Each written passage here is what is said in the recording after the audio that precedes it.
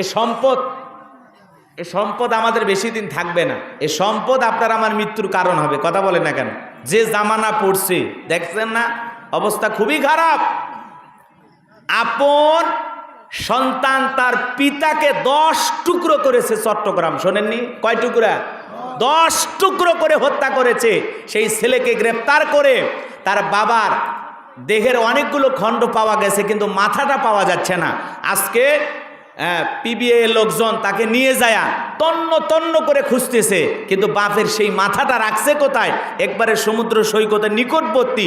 তার ধান্দা ছিল যে সমুদ্রের জোয়ারের পানি আইসা লাশটা ভাসাইয়া নিয়ে যাবে, টুকরোগুলো ভাসায় নিয়ে যাবে, এ লাশের কোনো হদিস খুঁজে পাওয়া যাবে না।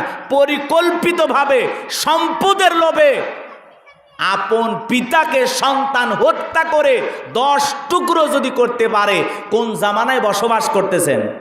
কথা কর নাকি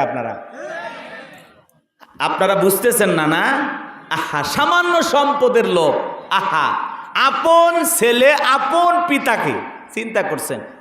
সন্তান যদি বাবাকে হত্যা করে 10 টুকরা বানায়, কোন জামানায় আমরা আছি? ওর পুত্রবধূ বলতেছে তখন আমার বিবেকে কাজ করে নাই, আবেগ কাজ করছিল। কথা কয় না কে?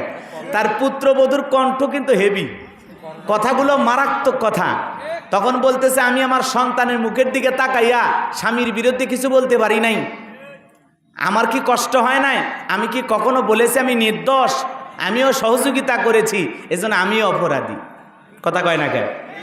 আরে পাগলি, তখনই তুমি 99-এ ফোন দাও, দিলেই তো ঘটনাটা অন্যরকম হইতো। কথা বলে না কেন?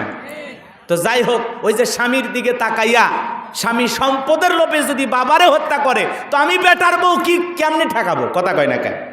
তো এই জন্য ওই মহিলা ঠেকাইতে পারে নাই। আজকে কি রহস্য দেখেন, আপন পিতাকে সন্তান হত্যা করতেছে সামান্য সম্পদের লোভে। এই সম্পদ আপনার আমার জীবনের ক্ষতি বয়ে আনতে পারে। এই সম্পদ আপনাকে আমাকে আল্লাহ বিমুখ করবে। কথা বলেন ঠিক কিনা? এই জন্য সন্তান আর সম্পদ সবচাইতে বড় ফিতনার কারণ। এই জন্য জমিনে হিসাব করে চলতে হবে। ওই সন্তান যদি এই তামিরুল মিল্লাত মডেল মাদ্রাসায় লেখাপড়া করত, সে কোনোদিন বাবাকে হত্যা করতো না। কথা বলেন ঠিক কিনা? কারণ মাদ্রাসায় পড়া কোনো সন্তান তার বাবা মার সাথে কখনো বেয়াদবি করবে না, খারাপ আচরণ করবে না, তারা পিতামাতার খেদমত করবে। কথা বলেন ঠিক কিনা? আল্লাহ করেছেন ঘোষণা, ওয়াকাদা রাব্বুকা আল্লা তা'বুদু ইল্লা ইয়্যাহু ওয়া বিল ওয়ালিদাইনি ইহসানা। আমি আল্লাহর ইবাদত করো, আমি আল্লাহর গোলামি করো। আমার ইবাদতের পর তোমাদের দায়িত্ব হলো মাতা পিতার খেদমত করা, তাদের সাথে উত্তম আচরণ করা, ভালো ব্যবহার করা। এই জন্য সন্তানকে যদি মাদ্রাসায় পড়ায়া আদর্শবান বানাইতে পারেন, সুশিক্ষায় শিক্ষিত করে সুশিক্ষায় শিক্ষিত বানাইতে পারেন, সঠিক শিক্ষা দিয়ে গড়ে তুলতে পারেন, আপনার এই সম্পদ, আপনার এই সন্তান আপনার জন্য নিয়ামত হবে। আপনার এই সন্তান আপনি মারা গেলে আপনার জানাজার নামাজের ইমামতি করে আপনাকে কবরে শায়িত করে রাখবে। কথা বলে ঠিক কি না?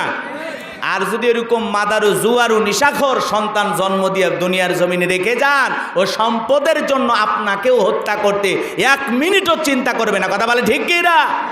এই জন্য আল্লাহ পাক এরকম দুশ্চরিত্রবান লুভি সন্তান থেকে যেন আমাদের পরিবারগুলোকে হেফাজত করেন। জোরে বলুন আমিন। আরো জোরে বলুন আমিন। কেউ আছেন ভাই? আর দেবেন, আমি আলোচনায় চলে যাই, আর কষ্ট দেব না।